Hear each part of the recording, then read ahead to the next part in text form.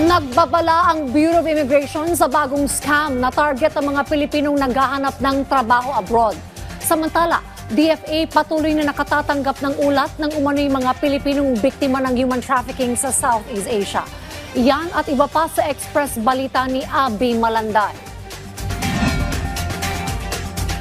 Nagbabala ang Bureau of Immigration sa isang bagong klase ng online scam na kombinasyon ng romance scam at illegal recruitment. Ginagamit nito ang mga kilalang dating app na tumatarget ang mga Pilipinong naghahanap ng trabaho abroad.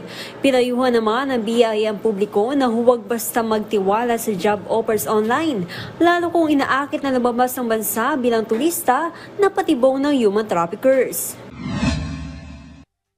Patuloy na nakakatanggap ang Department of Foreign Affairs ng mga ulat ng mga Pilipinong human trafficking victims na nananatili pa ring trap sa iba't ibang scam center sa Timog Silangang Asya. Ayon sa DFA, nakipagtulungan na sila sa mga foreign service posts sa mainland Southeast Asia upang magbigay ng tulong sa lahat ng Pilipinong nangangailangan ng tulong.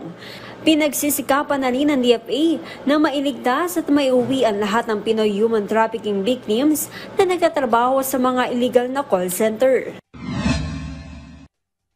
Samantala, target ilabas ng Economic Development Council ang pag-update ng Philippine Development Plan 2023-2028 ngayong katapusan ng Hulyo para mas makaangkop sa pagbabago ng ekonomiya.